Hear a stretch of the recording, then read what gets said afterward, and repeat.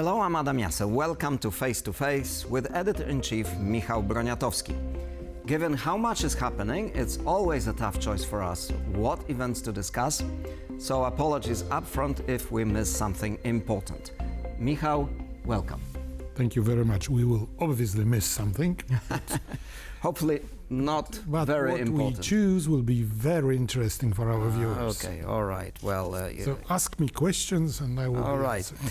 So, Ukraine seems to have infuriated Vladimir Putin with the attack on strategic bombers deep inside Russia. And in a call with President Trump, Mr. Putin apparently vowed retaliation. And indeed, missiles and bombs have fallen on Ukraine overnight. Is this it, or are we to expect even more escalation on Putin's side? You never know for sure, but you always have to expect something worse. Sorry for Ukrainians, but I'm sure he will do something nasty. But of course, it will not change the fact that the pain that was given to him by Ukrainians by destroying, it's not clear, but between 20 and 40 strategic bombers, the more painful. And humiliating as well. This is another thing, but it is very painful because most of these super planes are not anymore in production, so they lost it and they don't have it. Yeah, well, he said they will repair them, but this is... Well, have you seen the pictures? Right. You can use a piece of metal. There was speculation that US intelligence helped the Ukrainians, but former US-Ukraine envoy Kurt Volker, who was our guest this week, said the Ukrainians don't trust the US anymore enough to actually share any plans with them. Well, I cannot add anything else. Of course they don't trust them. Of course they cannot trust the man who says that they started the war. The famous quote from Mr. Trump. So I think that if anybody suspects Americans to be involved, it's wrong.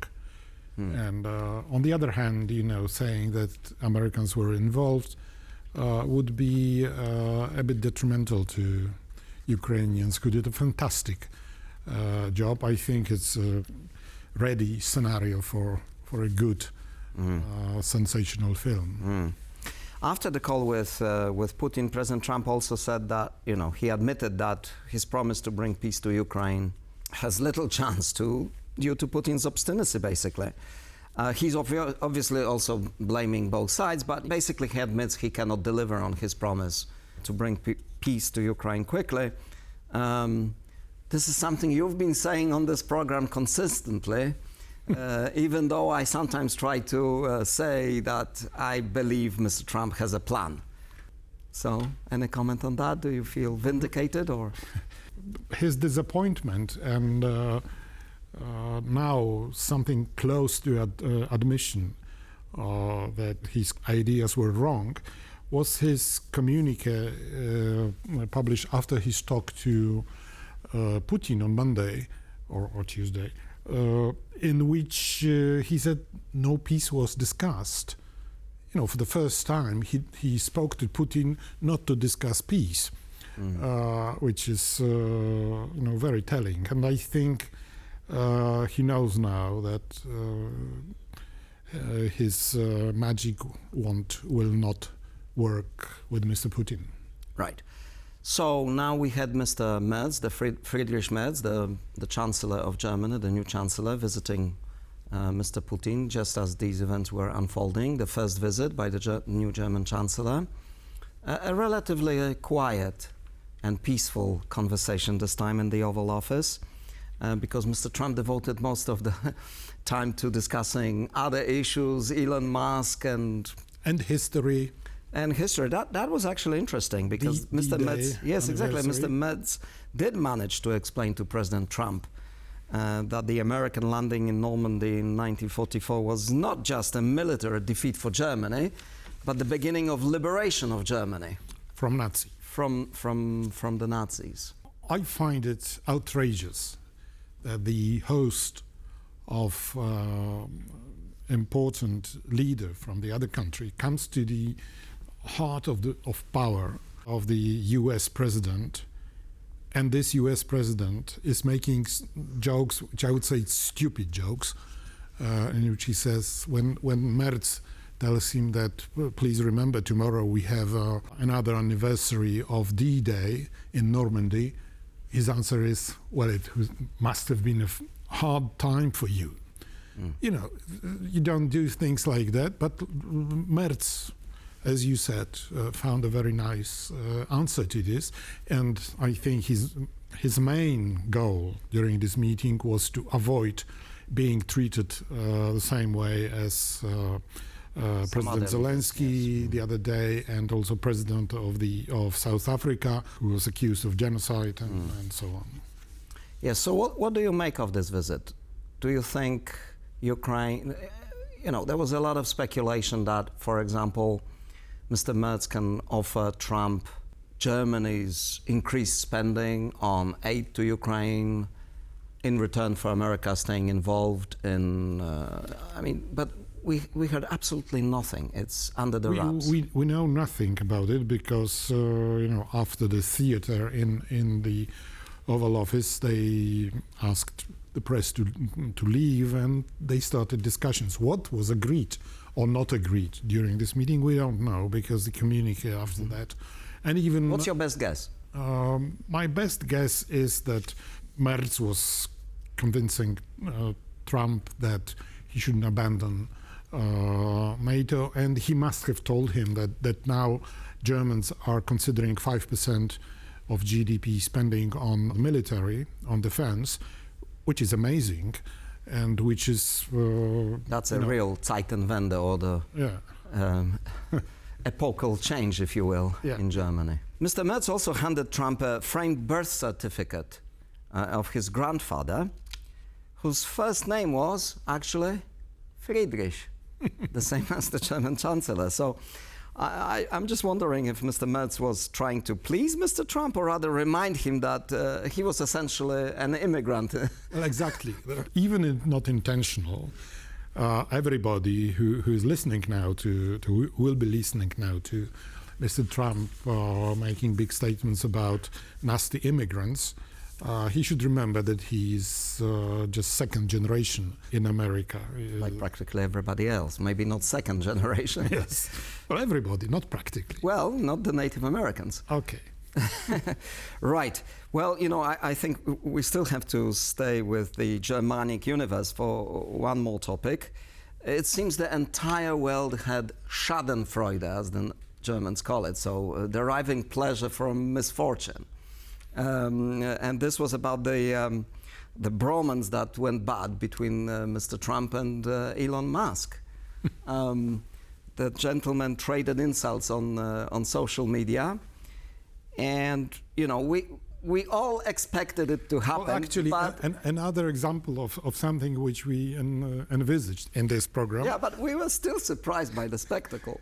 They could have split quietly, but what happened on Thursday in America on the platform X and Truth Social is something amazing. They were just quarreling like two kids in a sandbox. Ridiculous. Two most powerful men in the world. One is the most powerful politician. The other one, wealthiest person in the world. Amazing. Well, yeah, they're trying to bury the hatchet today, but do you think this is this relationship is beyond repair, as they would say in marriage counseling? I think it's beyond repair. Well, at least in the form of Mr. Musk returning as a temporary employee of the government. It will happen because the divorce started with him being pushed out of his duties, to which he responded with angrily to the proposed law, the budget law, in which creates a huge deficit. Yeah. But there were some other issues as well. I mean, obviously, the chemistry was lost. It was and developed into exchange of insults. Insults. He just told him that he is There is evidence that he was involved with Jeffrey Epstein, the famous pedophile, and then, Yeah, ugly. Polish Foreign Minister Radosław Sikorski managed to squeeze in a comment on Mr. Musk, because, as you know, Mr. Musk and Mr. Sikorski had an exchange at the time that Musk threatened to switch off Starlinks for Ukraine. And Elon Musk called him small man. So, be quiet, small man. Be quiet, small man. So now it was Mr. Sikorski's turn to say, big man, it's not so easy in politics, more or less. I'm paraphrasing. You can see politics is harder than you we see it on the thought. screen. But my point, it's obviously a joke, but my point, something I wanted to ask you about, is that in the world's history, we had powerful businessmen or, rich people or organizations like the East India Company, right? But when they got too powerful, the state always wins. But in the meantime, it seems that the US government has become so dependent on Musk, for example, when it comes to rockets and the entire space program, but also defense issues, that can Mr. Trump really impose his will on Musk? I don't think he will consider it. When he gets angry, he may say, get lost. Yeah, but will he go as far as to nationalize his Musk's No, enterprises? he will ask another company to do what is... No, that's impossible. Nothing is impossible, but it's going to be very hard. You try to be logical. I don't know what will happen next, but it definitely is a huge threat for the businesses of Mr. Elon Musk. Of course, he can threaten. He can also force the boards to remove him. Yeah. As simple as that. Well, it's not that simple, but the It's boards. not that simple, But the boards of Musk companies are also a little worried about his performance, because share prices of all these enterprises are falling now. Yes, but when he is owner of more than 50% of the stock, it will be difficult to get rid of him. Yeah, not as a shareholder, but as a manager, yes. Anyway, the state always wins, right? Or not? I would think so, yes. All right. Well, speaking of surprises, Poles delivered a major surprise by electing opposition politician Karol Nawrocki as next president, who only a few months back was trailing behind Warsaw Mayor Rafał Trzaskowski. And this wafer-thin victory is a major blow to Prime Minister Donald Tusk, who now faces a rather tricky cohabitation with most likely a hostile president. So what does this mean for Mr. Tusk and for Poland?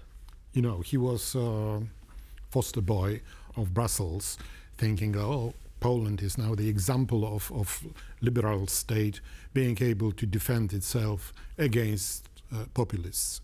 And suddenly the Polish voters showed that's not so true. His good position in both in Brussels and in the recreated Weimar Triangle, to which also France and Germany belong, it will be definitely diminished.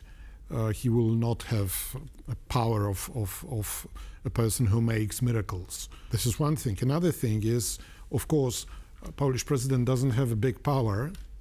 He cannot, but he can veto, which means he can veto laws which would reverse reforms which were introduced by the previous Law and Justice government. I think the word reforms is not necessarily the most accurate. Well, changes which resulted in European Council in cutting Polish... yeah, but that money is flowing back to Poland anyway.